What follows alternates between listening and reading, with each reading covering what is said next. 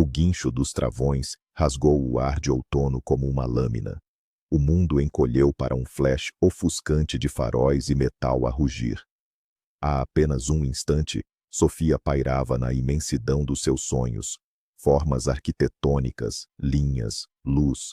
Hoje era o primeiro dia no tão desejado instituto, contra as recomendações dos pais sobre a aborrecida jurisprudência.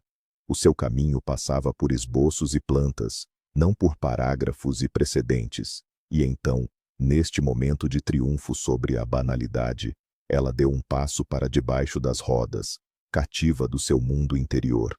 A porta do carro desportivo abriu-se com um estrondo, e para o asfalto saltou um fantasma. O rosto do rapaz estava branco, como alabastro, os olhos lançavam raios. Queres morrer? Um sopro rouco rasgou o silêncio. Onde é que te meteste debaixo das rodas? Os lábios de Sofia tremiam. Em vez de responder, jorraram lágrimas, não convidadas, a queimar. Ela estava à beira do abismo do horror e do alívio. O rapaz olhou para ela com perplexidade, mas quando as lágrimas se transformaram em soluços incontroláveis, o rosto dele suavizou. Ele deu um passo na direção dela, agarrou-a com firmeza pelo cotovelo. Chega de histeria! Entra! Só faltava acabares aqui debaixo do próximo caminhão. O tom dele não admitia objeções. Obedecendo a uma força desconhecida, Sofia sentou-se no banco, sentindo o cheiro a couro caro e um perfume desconhecido. Ele ligou o motor, sorriu com o canto da boca. Morada? Ela disse à rua, e o resto do caminho passou a estudar-lhe o perfil às escondidas. Cabelo claro, traços nítidos, olhos castanhos incríveis. De repente, uma ideia perfurou-a. Estava no carro de um desconhecido. Eu normalmente não entro em carros de desconhecidos, murmurou ela à porta do seu prédio, justificando-se para si própria. Sim, isso nota-se. Ele sorriu com escárnio. Eu sou o Miguel. E tu? Sofia. Sofia, como multa por quebrares as regras e pagamento por ter salvo a tua vida descuidada, deixa-me o teu número. Por quê? Porque eu vou ligar. Talvez te dê uma palestra sobre as regras de trânsito. Ou talvez te convide para tomar um café. O coração dela falhou uma batida. Ela acenou digitando os números. Este rapaz atrevido, bonito, ele parecia a encarnação da aventura, saída da capa de uma revista. Miguel era filho do influente comissário Antônio, chefe da direção da polícia da cidade. No mundo dele, parvinhas bonitas como a Sofia eram apenas troféus de coleção. Reparou nela ainda na estrada, perdida, encantadora, e decidiu dar-lhe uma lição, e já agora adicioná-la à sua coleção. A travagem brusca foi uma demonstração, uma entrada em cena espetacular. Ao conseguir o número e a morada dela, sentiu-se vitorioso. Enquanto isso, Sofia estava nas nuvens. O irmão mais novo, Rui, com apenas 15 anos, sentiu logo a mudança. Sofia, estás apaixonada, é isso? Ele estreitou os olhos astutamente. Estás toda radiante. Deixa-me em paz, ratinho de biblioteca. Tenho 18 anos, tenho o direito. Sofia respondeu, mergulhada na expectativa. Não estava interessada em geometria. Estava à espera do Miguel. Ele era o cavalheiro perfeito, ramos de rosas vermelhas, jantares em sítios onde Sofia nunca se atrevera a ir. Ela afogava-se nele, cegada pela primeira, avassaladora paixão. Não lhe importava onde estavam, o principal era com quem. Miguel conduzia o jogo com confiança, cujo objetivo era simples e cínico. Um mês de espera parecia-lhe uma eternidade. Era a altura de passar ao principal. Alugou um quarto luxuoso num hotel. Sofia estava nervosa, mas acreditava. Isto era amor, e tudo seria certo. Eles estavam no carro, a caminho do hotel. Sofia, maquinalmente, apertou o botão do porta-luvas. Não procurava nada, apenas assim. E viu-os, minúsculos, pacotes transparentes, escondidos na escuridão. O que é isto? Exclamou ela, sem acreditar nos olhos. O rosto do Miguel ficou instantaneamente de pedra. Ele fechou a tampa. Nada. Há coisas que não precisas de saber. Miguel, espera. A mão dela pousou no pulso dele, fria de medo. Isto são drogas. Tu usas? Ele desatou a rir, de forma dura, sem alegria. Ingênua. Isto é assim, quase vitaminas. E eu não preciso delas. Então, para que é que os tens? Os olhos de Miguel estreitaram-se. E isso, meu sol, não te diz respeito de todo.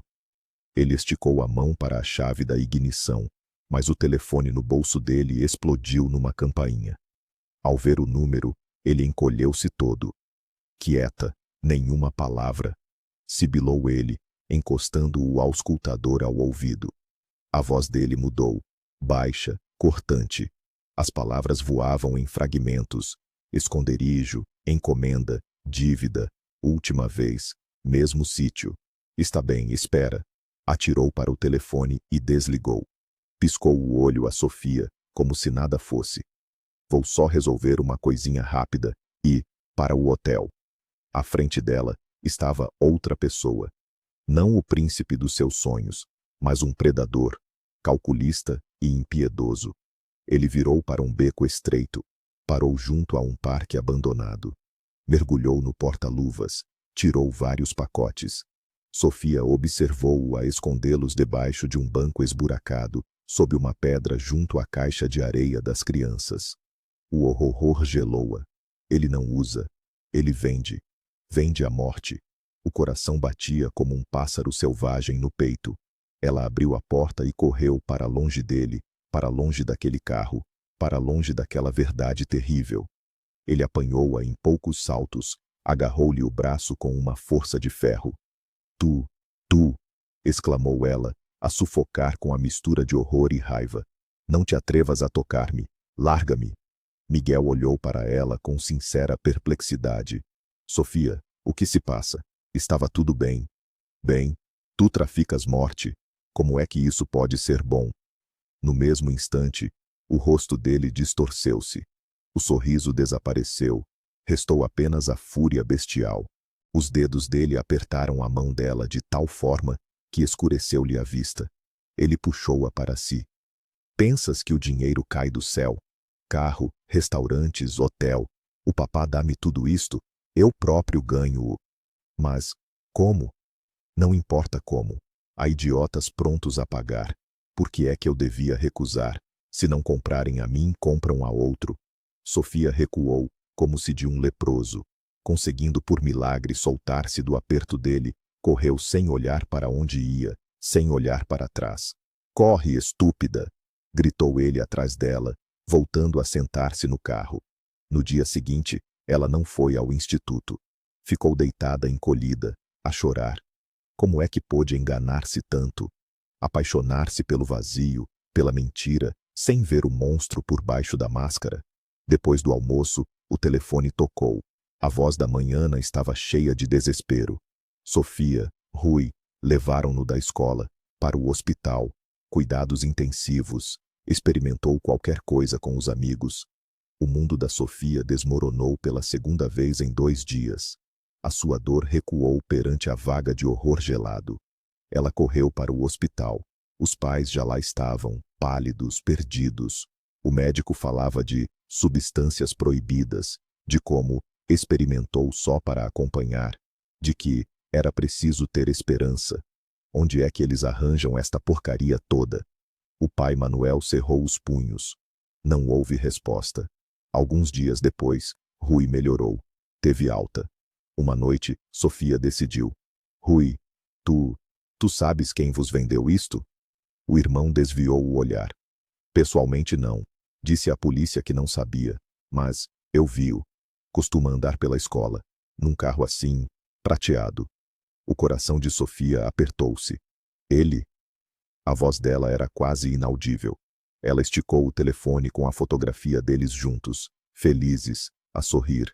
Rui encarou a imagem, depois a irmã. Ele? Sofia, isso era o teu namorado? Era. Sofia proferiu claramente. Toda a dor transformou-se subitamente em raiva ardente. Canalha, bastardo, vou fazê-lo apodrecer, vou metê-lo na prisão. Sofia, cuidado, Rui agarrou-a pela mão, os olhos cheios de apreensão. Tu percebes? Ele não está sozinho. Não te metas. Estás a sugerir que esqueça? Sofia saltou. Para que ele continue a envenenar miúdos como tu? Gostaste de estar ali deitado? Não, nunca mais. Rui estremeceu. Mas, a sério, irmã, não te metas. Mas Sofia já tinha decidido. Nem pensar em amor. Restava apenas ódio e sede de justiça. No dia seguinte, ele ligou. Como se nada fosse, propôs encontrarem-se.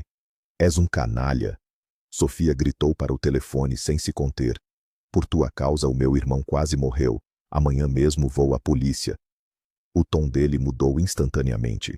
Começaram as ameaças frias, calculistas. Mas Sofia desligou. De manhã, em vez de ir às aulas, dirigiu-se à esquadra da polícia. O agente de serviço ouviu-a com ar indiferente. Telefonou para alguém. O comissário vai recebê-la pessoalmente, informou, e Sofia sentiu um ligeiro espanto, misturado com esperança. A porta do gabinete do chefe da direção tinha uma placa com o apelido, igual ao do Miguel. Comissário Antônio. Filho, pai, coincidência? Ou... À mesa estava sentado um homem alto com olhos escuros e cabelo claro, a prova viva do parentesco. Isto era ainda melhor, que o pai visse que monstro tinha criado. Sofia, a tremer de tensão nervosa, contou tudo. Os pacotes no porta-luvas, os esconderijos, a confissão dele, as ameaças, a doença do Rui. Comissário Antônio ouviu em silêncio, sem pestanejar. Dentro dele fervilhava a raiva, mas não contra o filho. Com o filho tudo estava claro há muito tempo. Ele próprio protegia este negócio, fornecendo a Miguel lotes para distribuição. A raiva dirigia-se a esta miúda. Como se atreveu? Vir aqui queixar-se do filho dele? Pensa que ele o vai destruir? O plano amadureceu num instante. Então, afirma que viu substâncias proibidas? A voz dele era gelada. E assim, distribuiu, usou. Ele fixou-a com um olhar penetrante. O quê? Não, nunca. Sofia exclamou atordoada. Foi o Miguel, o seu filho. O senhor tem de o parar. Ou seja, quer passar a sua culpa para o meu filho. Que culpa?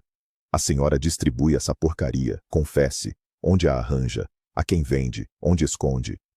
As palavras dele batiam como chicotadas. Sofia não podia acreditar.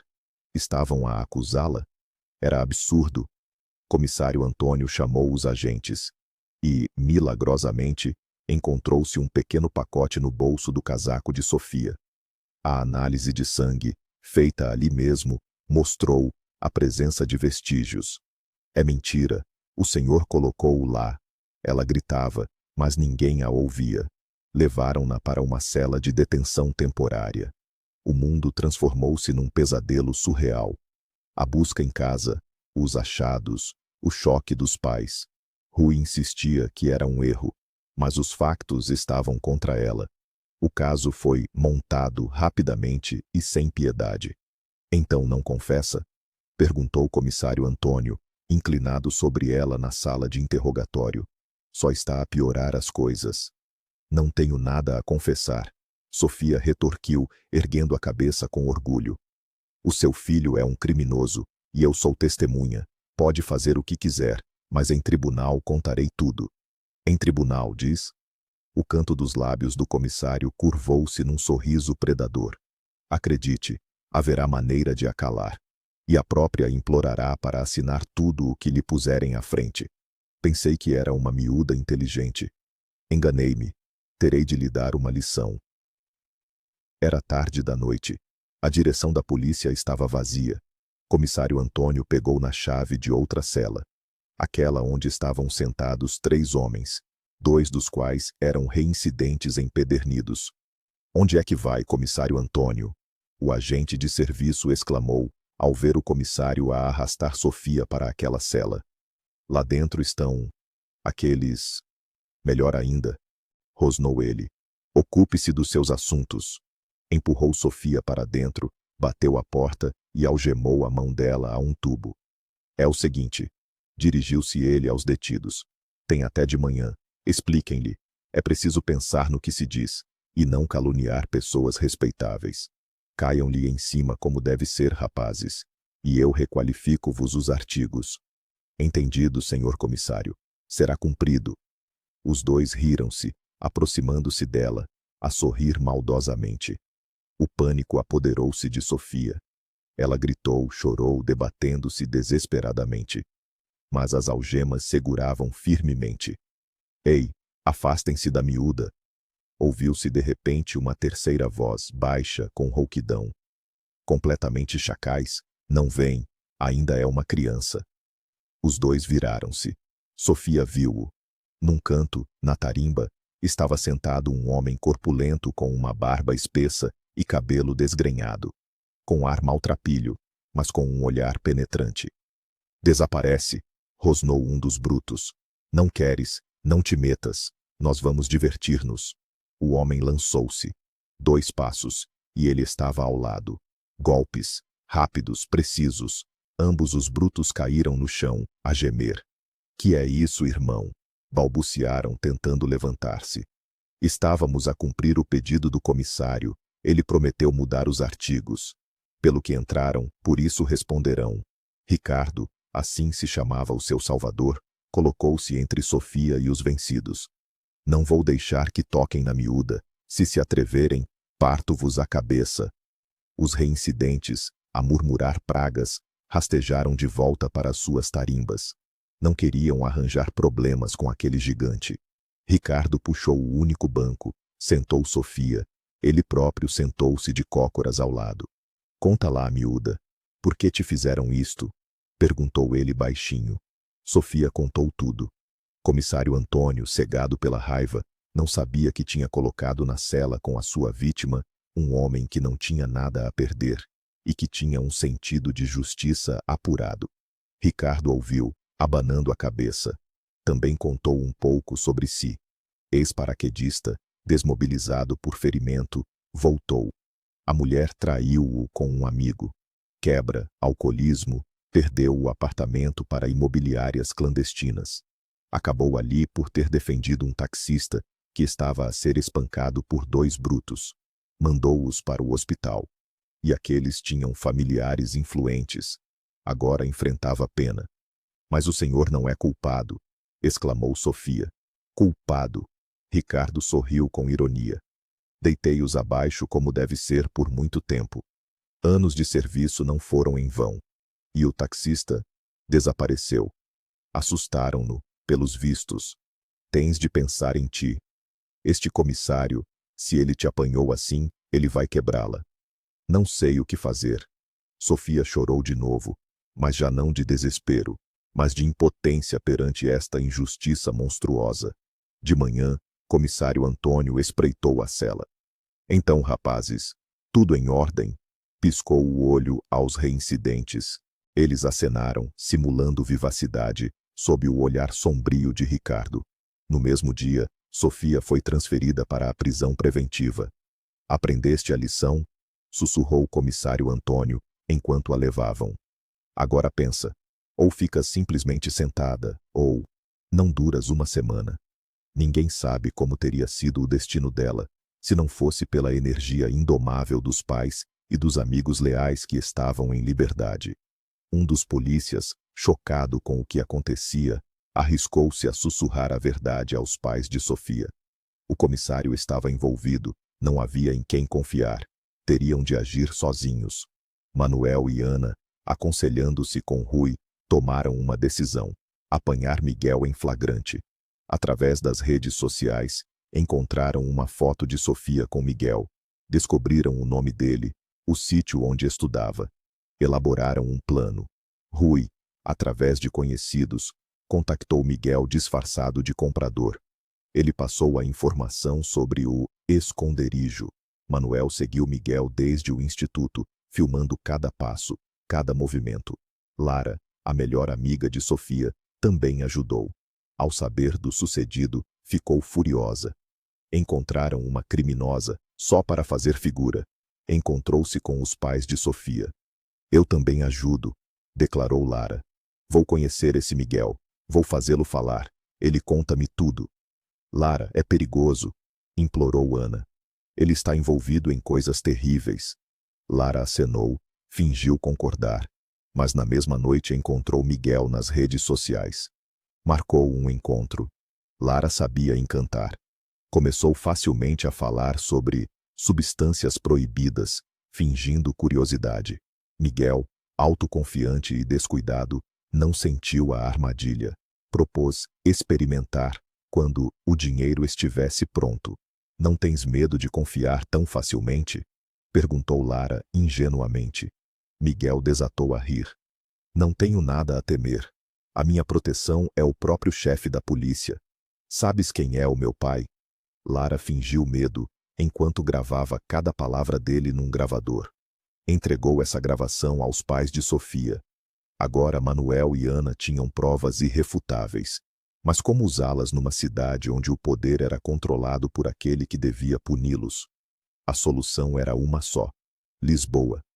Ministério Público. Prepararam-se para uma longa luta, idas e vindas às instâncias. Mas, para sua surpresa, foram recebidos quase de imediato. Não sabiam que comissário Antônio já estava há muito sob vigilância. Apenas faltavam provas irrefutáveis. E agora, o seu próprio filho, a gabar-se, forneceu-as.